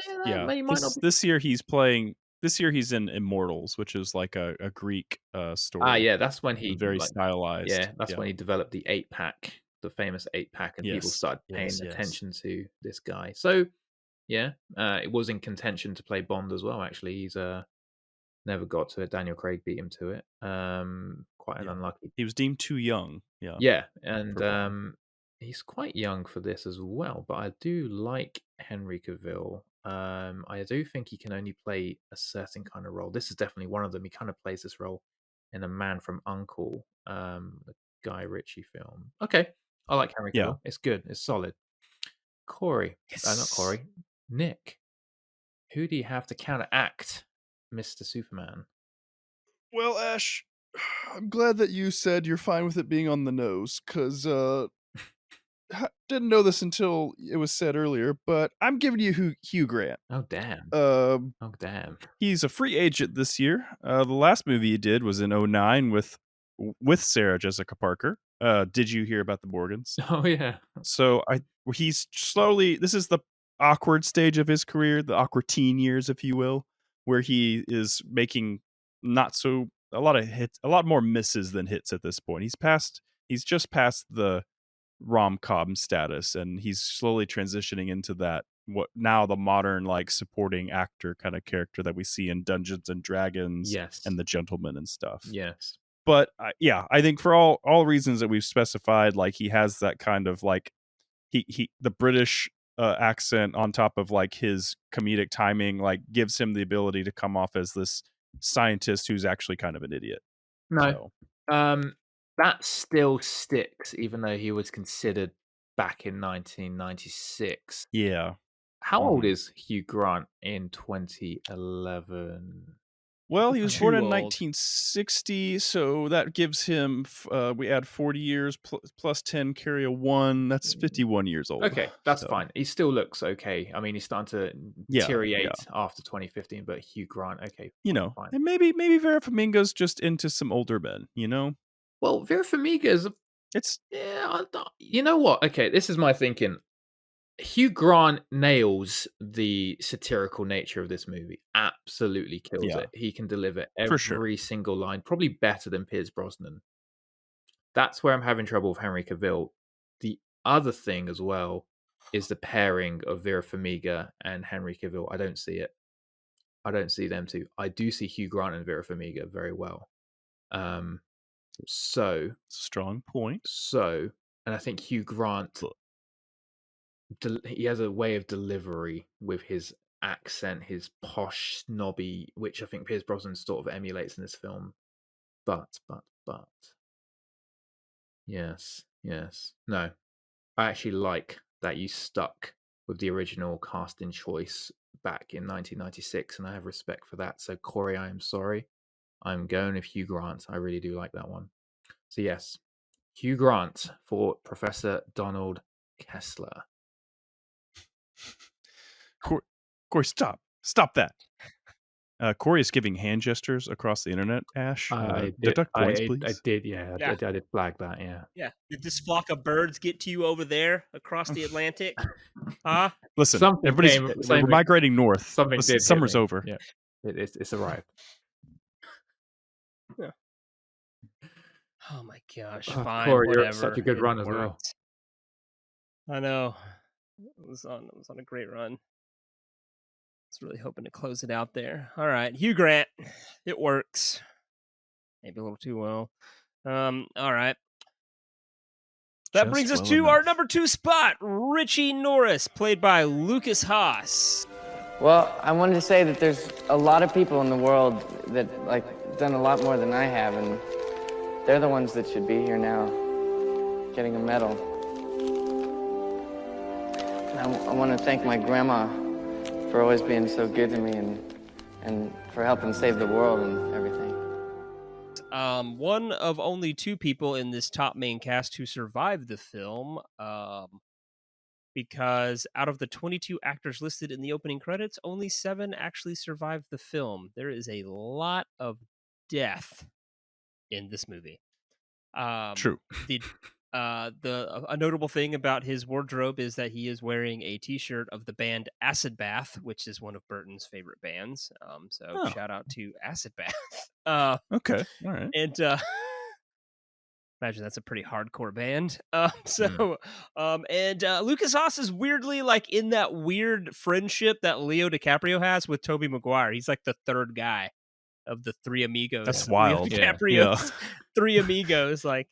Clearly didn't have the same career trajectory as those 2 did. No, he They didn't. love him, though. They love him. Honestly, I know Lucas from quite a bit. He's in Brick. He's in a lot of kind of indie films, and then he's also the main part of the Black Parade music video for My Chemical Romance. Okay. And all right. I haven't seen Mars Attacks in a while, and I completely forgot how much of the movie he's not in. I kind of remember him being a main character, and then we watched it. I was like, oh yeah, he's really only in spurts of this, but he's the hero with his grandma when they find out that the weakness for the aliens is the Slim Whitman song Indian Love Call causes the Martians' heads to explode. That or yodeling in general. I don't think it's specifically that song. I think aliens hate yodeling. It goes against their ACAX. So. Yeah, their big brain just couldn't handle it. And speaking of ACAC, that was just also, we should note that was just a placeholder in the script before they could develop a language for the Martians, and they just stuck with ACAC. So I love it. It's so cool. It's amazing. But yeah, Richie Norris, he is the brother of Jack Black's Billy Glenn Norris, who his parents love far more than him because he's a red, white, and blue patriot. And they're horrible people, and they die in their the wrong RV. son died. Yeah, it's very much the wrong son died type of thing. At one point his parents said, "You're not going anywhere," because he wants to go rescue his grandmother from a nursing home, which is the most hilarious scene in this movie. Is the grandmother with the headphones on and the Martian sneaking up behind her with a very comically large gun to over vaporize her. It just shows the sadism of the Martians. And I laughed really hard remembering that scene. So but yeah, they literally say Billy Glenn would have stayed and defended this RV, which I was like, oh my gosh, why is the RV so important? But they all die, so it's fine. And Richie survives and gets a Medal of Honor with his grandmother at the end of the movie. Nailed it. Natalie Portman, who I also forgot was only in this movie for about 30 seconds. So right. There's the benefit of having an all-star cast is that there is a level of shock when a lot of them just die 20 to 30 minutes into the movie. Yes. Yeah. You think Jack Black's a main character? You think Michael J. Fox is going to be a main character? Nope. Gone. Nope. Not in this movie. It just keeps going. So, Ash, what are you looking for in Richie Norris? Well, Richie Norris is he's sort of unsung hero in this movie. He's the moral compass of this chaotic world with like 21 other co-stars who you either love or hate or have a strong opinion about. So he's sort of the compass, the grounded sense of this movie, the recognizable character of the movie, where everyone else you have no idea what kind of character they're playing. They're not even playing a stereotype. It's just like Danny DeVito's random gambler who's in it for seconds and then he's gone, and he's top billing or second top billing. So yeah, this is an actor. This is someone I want. Who can just deliver the sympathetic empathy, or you pull audiences in with your puppy eyes, your innocence among the chaos. So I'm looking for someone who can really bring that in. So Nick, I am coming to you. You made it the last round. Yes. Who do you have for our hero of the movie? I bring you bright-eyed and bushy-tailed, gone too soon, Anton Yelchin. He is in between Star Treks at this point, and also a Terminator Salvation, I guess. In 2011, he was busy with things like Crazy, You and I, The Beaver, From Up on Poppy Hill, voiced Clumsy in The Smurfs, and then Fright Night and The Smurfs Christmas Carol, if you will. Okay. But I think his talents are better served in a somewhat leading role in an ensemble cast. I want him to save the Earth. I want him to save his grandma. I think he's got the right demeanor and as we talked about, a sense of innocence about him. I just think that he can check all those boxes and is someone to root for. I mean, yeah, I like that one. I mean, what year did he die in? He died in the year of our Lord, 2016. So this is 5 years before he died, but it was a stupid accident. I think a car just terrible, just rolls down the driveway and crushes him. Yeah, I still don't get it. Unbelievable, yeah, absolutely tragic. Oh man, you're playing to my heartstrings here with this one. I mean, he basically plays this character in Star Trek, except with a Russian accent, ensemble cast, and he is a moral center to the movie, playing Chekhov. So I like him. He's a very he was going places, and I don't think he really got that establishment. I think there's a film called Green Room, if you've ever seen it. It's a horror. He's in that. Yeah. I really enjoyed that film. He's really good in that. It's one of Cass's favorites. If you ask her. Oh, really? Okay. Cass. It's a good film. No, I think she hates it. Doesn't she hate it, Corey? I think she hates it. Oh, she despises it. I love it. I think it's the one with Patrick Stewart. Yeah. That one. Yeah. I love that film. But she definitely hates the movie. She will tell you that on the movie every 2 seconds. Are you serious? All the time. She definitely doesn't love that movie. Cass, she you suck, man. despises it. Yeah, I know. She definitely hasn't watched it on the multiple podcast times. with her. I've wanted to do it on the podcast with her, and she just vetoed shoots it down. God, Cass. Every time. That's just despicable, unbelievable. But if you haven't seen it, check it out. Green Room, recommended by not Cass. Okay, and born in 1989, the same year as me. This is man, Corey. I hope you got someone good here, because my heart is like sinking at the moment. Okay, right. Who have you got for me? I would just like to point out that I am not above killing things I love on this podcast, because as I said before, I thought Scream 4 was the last really good Scream and probably the third best Scream, but I'm pulling, spoiler alert, one of the killers out of Scream 4, and I'm bringing you Rory Culkin. Interesting. Oh. Interesting. For this role. Unexpected. Yeah. I like Rory I wouldn't have because guessed him as the killer. He's a Culkin. Yeah, sorry. Spoiler for a franchise you probably weren't he's going the killer. to watch. And I think Cass also hates the movie Scream 4 with a passion, so she's not going to lose any tears here. True. But he's a Culkin, but I feel like Rory's like weirdly the most talented but underrated Culkin. 100% agree with that. Oddly enough. He kind of sticks to independent films, doesn't really dip his toe a lot into this mainstream stuff. To me, it's more of a Lucas Haas thing. I thought about Anton Yelchin, and I don't hate Anton Yelchin if that's the way it goes. I just wanted a guy that was more of just like this dude you only see and recognize kind of from the indie stuff, hopping in here and doing it. That's and fair. He's got the hair as well. And I think Rory Culkin's going to pull off an acid bath t-shirt the best. So. That is a very, very interesting. I mean, choice. Anton Yelchin was in a band in Green Room, but He was. Cass wouldn't know that. So No, she wouldn't, because she Rory doesn't like the probably film. actually listens to Acid Bath. So. Acid Bath. I'm very shocked you've gone for Rory Culkin, but I'm listening to your reasoning and it works because he plays a very convincing killer in Scream 4. Again, spoiler alert, I'm very sorry. Guys. And again, I'm spoiling it. If you haven't seen the new series of Black Mirrors, he plays a serial killer in that movie and he does it so well. So it's almost a typecast for Rory Culkin. So I'm trying to get this because I'm looking for someone who's very innocent and we're going for a serial killer typecast here, but I don't hate it because he's also in Signs at a very young age and he plays that very well. Yes, he's about 9 years old in the movie, but in that film, he's a very innocent kid and he does play well. And I do agree with you, Corey. He has got acting chops which supersede the other two. But Anton. This is a tough choice. You've stumped me here. I like both choices. One's on the nose, and the other one is so diverse that I actually love it. Man, oh man. No wrong answer here. Unless you pick Corey's. I'm trying to think on the movie. Okay, let me think of it at a different angle. We've got Will Poulter as the brother. So, who is his brother? Who do I see as his brother in this? Culkin has really great experience being the underappreciated brother of a family. Oh, yeah, I love it. Living in the shadow of Anton another gives brother. off other brother energy very well as well.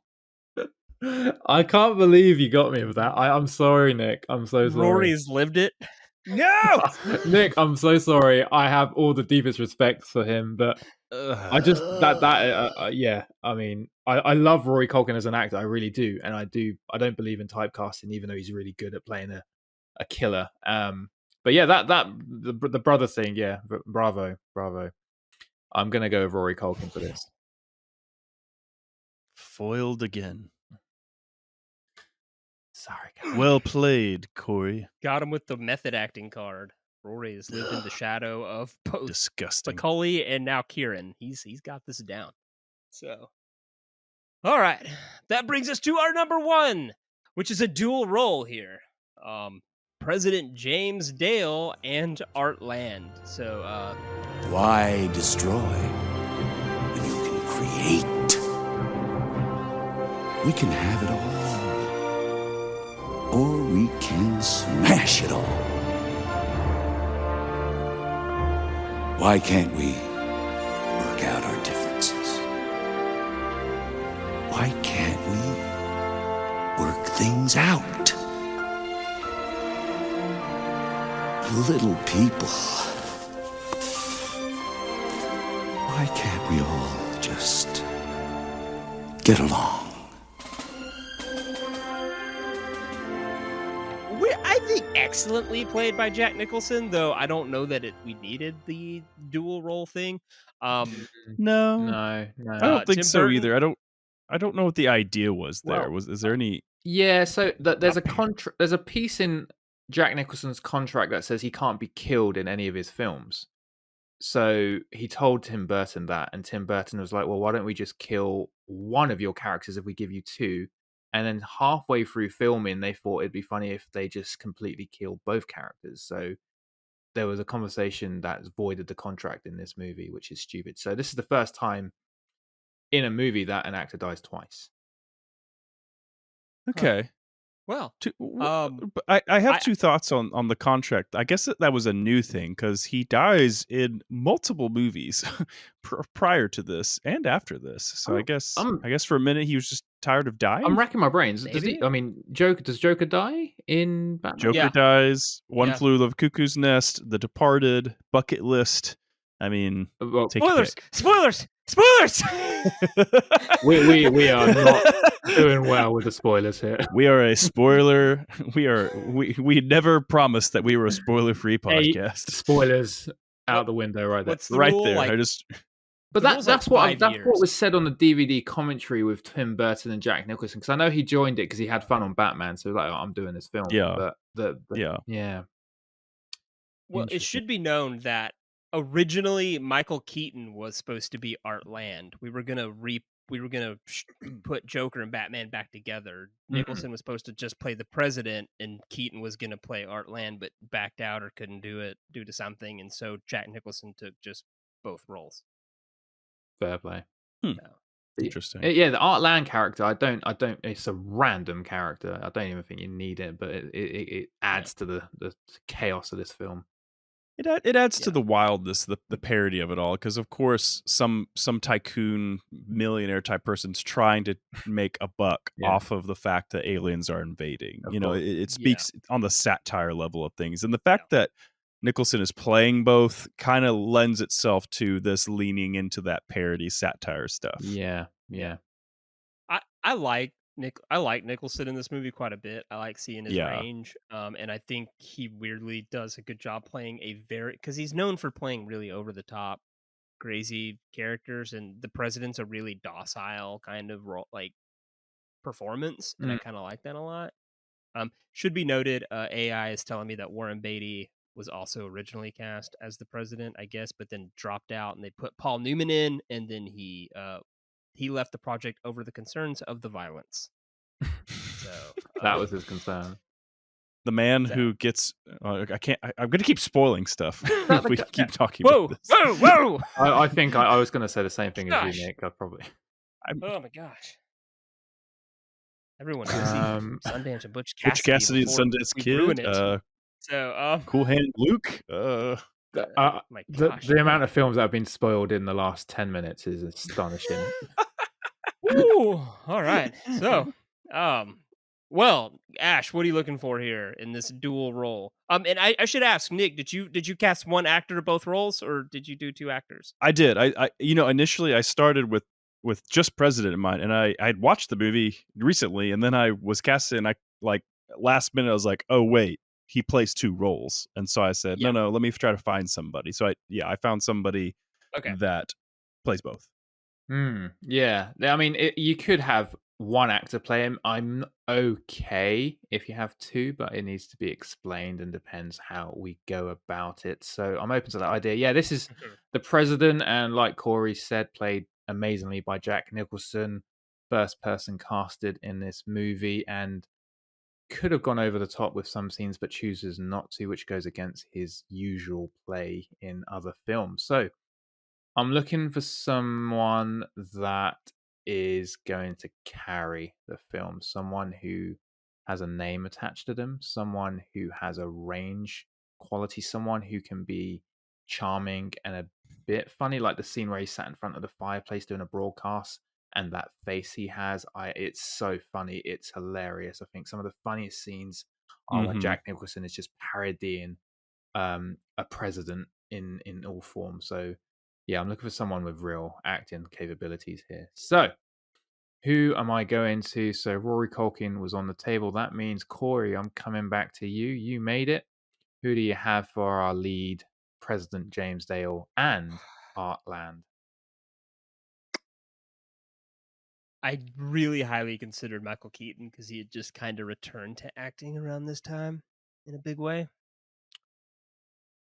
But I'm gonna fall back on a different actor for the dual role, because I also considered just having Michael Keaton and this guy play both. But I'm gonna let this guy do both because I think he can do both. I think he can do both excellent. I am pulling him out of 5 movies. Apparently, Is that all? 2011. I don't think anybody cares about the movies Trespass or Seeking Justice. However, Season of the Witch, Drive Angry, and Ghost Rider Spirit of Vengeance might make some people mad, but I'm bringing you Nicolas Cage to play the president and Art Land, the casino developer, because I think he will nail both perfectly. He did come up on my mind, for sure. Yeah, he has the ability. The Art Land role, Art Land role, he's going to nail. But yeah, the president, he's also going to be able to do something similar to what Nicholson did too. Oh yeah, I think his monologue at the end, "Can we all just get along?" I think Nicolas Cage will still deliver that perfectly before being stabbed in the heart. I mean, he's like this generation's sort of Nicholson anyway. The charisma is, he can match the charisma. He is eccentric. He is over the top in most of his films. He has a scene where he has an outburst, and he can rein it in here and have some moment of magic. I love Nicolas Cage. I actually enjoyed Drive Angry, by the way. I thought that was actually quite a good film because it was it's kind of like on par with Mars Attacks in terms of its tone. The rest I don't care about at all. Okay. But 5 films is a lot, but he does 5 films every year from this year on anyway. So True. Yeah, okay. Nicolas Cage. That didn't even occur to me when I was looking at that cast, which yeah. Look, he's going from kidnapping the president to being the president. Yeah. Because National Treasure was the last good film he had. And then he started In this going on run. the downslope. Whoa. Hold on now. Hold on. Whoa. Book of Secrets. After National Treasure, Lord of War. down. Lord of War. Bangkok Dangerous. Lord of War. Kick-Ass is in there. Come on He's now. not the main character in Kick-Ass. But he's got a great role in it. Oh, Lord come of on! War and After the 3 in the 90s, Con Air, The Rock, and Face Off, and then you've got the Gone in 60 Seconds, and the Family Man, and those movies. After that, then National Treasure was the last swing at the bat, and then it goes bad for him after that because he doesn't really. Season of the Witch, no, it's a mixed bag. It's a mixed bag. Because he did. I think when he did The Wicker Man, it was that was the bad choice, and then it just. Then when Mandy came out, it was like, okay, we're getting the second wind or the third wind when Mandy came out, and then Pig, and then we're maybe getting a revival, but I don't know. But in my opinion, I'm just saying, my final argument for Nick Cage is we just have Raising Arizona in some scenes, and we have Family Man in the other scenes. He's got the range. That's all it is. Family Man makes me cry every time. It's fair.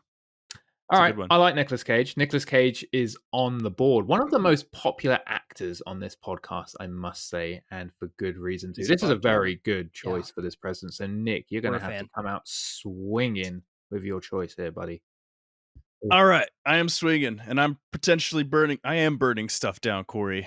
Stuff that you love, but with somebody that you might like. That's right. Why? Jesus. That's because I'm feeling it, Corey. I got a trigger finger and I'm ready to pull it. I'm going to bring you George Clooney, Ash. No! This year, he's in The Descendants that Corey loves. No! The only Oscar movie he loved this year. And he directed The Ides of March, another political movie. Ooh, but I'm taking him out of running for president, and I want him to be president. And I think you mix that leading man Clooney with his Coen brothers, Burn After Reading, and Oh Brother, Where Art Thou for art. And I think you got a nice Obama era package for Mr. President.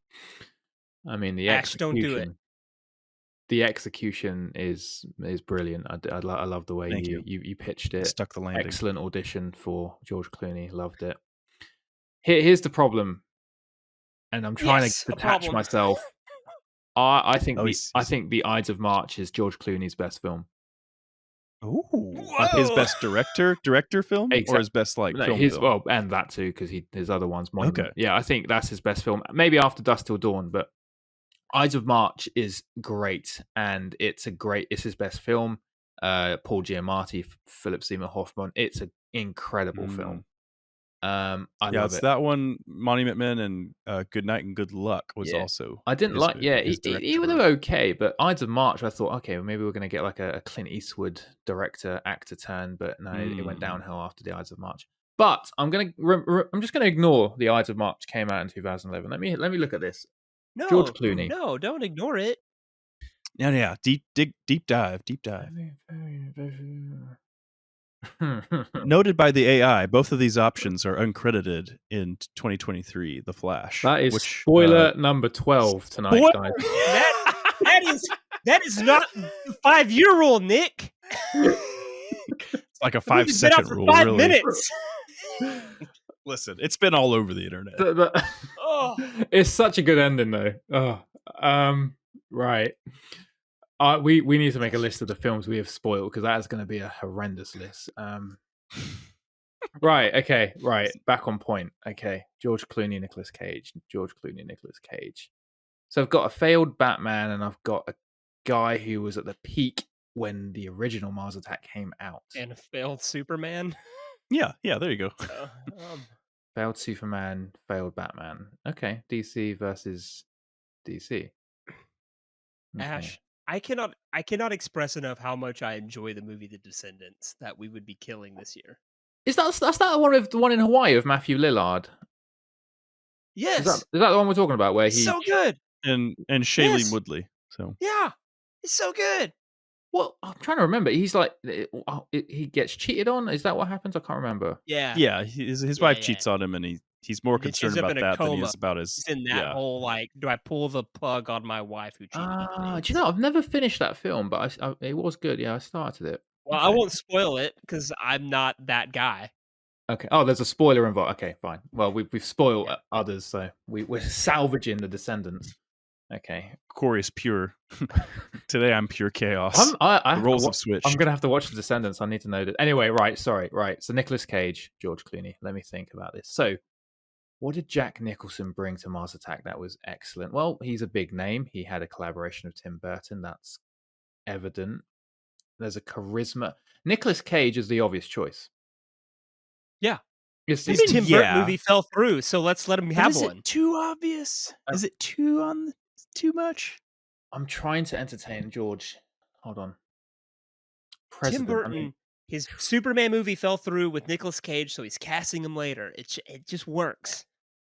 Cory is fighting for his rights today, and it pulled off of Rory, I must admit. Okay, this is what I'm going to do. I'm not going to use my override, and I'm not going to do any... I'm not touching it because I respect both of these actors and I like what you've brought to the table. So I'm going to pick one of them. I'm trying to think of the cast. I'm looking at the rest of the cast right now. I'm looking at Nicolas Cage's interaction. I'm looking at George Clooney's. Up in the air reunion. Is Ash allowed to be? Is he allowed to be a pacifist and cast one for each?